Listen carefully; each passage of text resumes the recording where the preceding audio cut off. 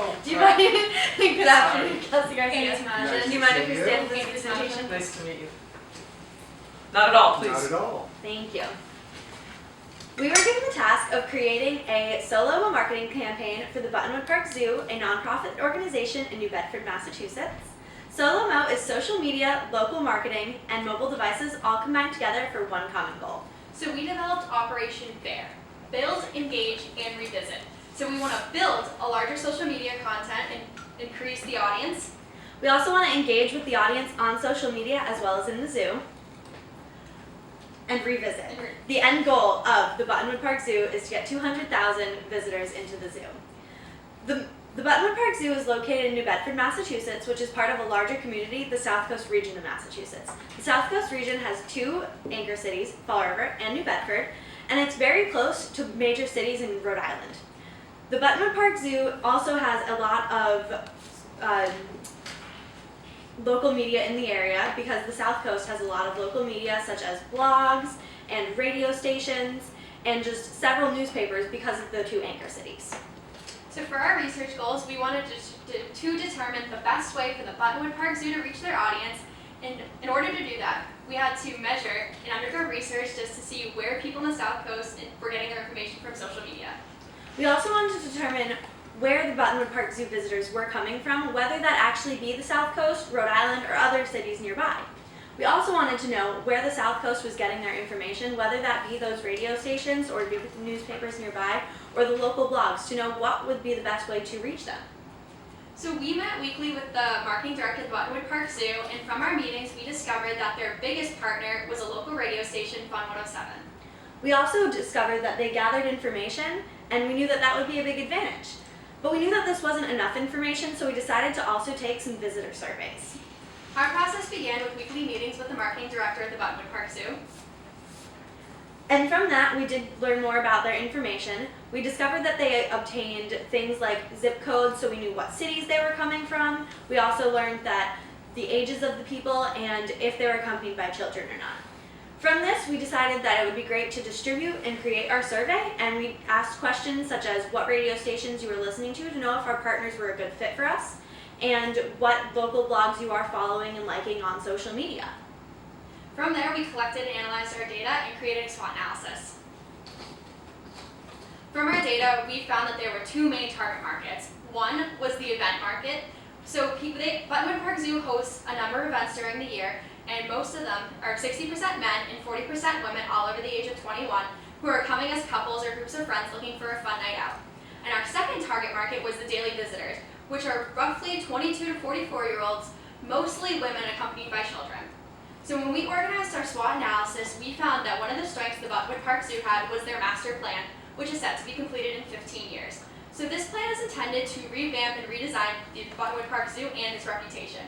The zoo is also incredibly affordable, open 362 days a year. It is small in size, holds strong education values, and it's located right off the highway. So some of the weaknesses overlap with our strengths. For example, since it is a small zoo, it's only good for families that have smaller children. If you have larger children, older children, you're going to want to find something to make a day out of it. Secondly, since it is open 362 days a year, it creates large overhead costs and seasonal high and low points. And lastly, since it is a nonprofit, it runs on donations, and sometimes it gets hard to allocate those donations to where they're needed best. We knew that we would take these strengths and make them into opportunities. The first opportunity is the fact that the local media nearby is very willing to talk about the zoo. And with the master plan, they have a lot to talk about. After that, we have local businesses. The local businesses are also willing to work with the zoo because of its nonprofit status. And that helps with the opportunity of community events. With 362 days a year open time, we discovered that we ran off volunteers and we already have the facility, so we could create community events pretty much whenever we wanted. The local businesses were definitely a great tie-in with this. Unfortunately, there are some threats. We are located in New England, so the weather is a big factor and it's an outdoor activity. Other than that, the competing attractions nearby do pose a threat because you might not want to go to the zoo every day. And our last threat is animal captivation is a big issue for some newspapers when they publish stories. People might not want to support a zoo and think that it could be a bad thing. Our current effectiveness starts with how many people are in the zoo. Our goal is to get 200,000 in, and currently we're at about 1,750,000. Last year was that number, and in 2015 we were at 150,000 visitors, so we know that we can definitely make the jump again. We started working with the zoo in September, and we took over their social media to start Operation Bear, and when we started they had about 2,200 likes on Facebook. Now they have 2,633 likes, so we already brought them up over 1,000 likes. We also gained a bunch of followers for them on Twitter. When we started with them, they had about 1,100 followers, and now they have over 1,200, almost reaching 1,300. Followers on Instagram increased as well. They did not have that many followers with 580, and now we're at 690. They also did not have a Snapchat altogether, so we made sure we put that in place right away. Our goals for Operation Bear. Obviously our first one and our best one, to get people into the zoo. We know that the revisitors are very important, and we want to have 200,000 visitors at the zoo in 1 year's time, so that is definitely our biggest goal. Every other goal does definitely relate to that, starting with the increase of event attendance. So for that goal, we want to increase the attendance by 5%.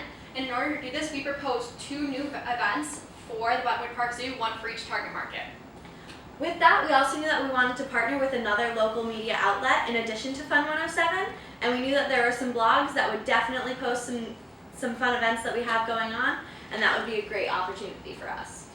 Next, we knew that we wanted to enhance the social media presence, and we already did start doing that, as we just told you.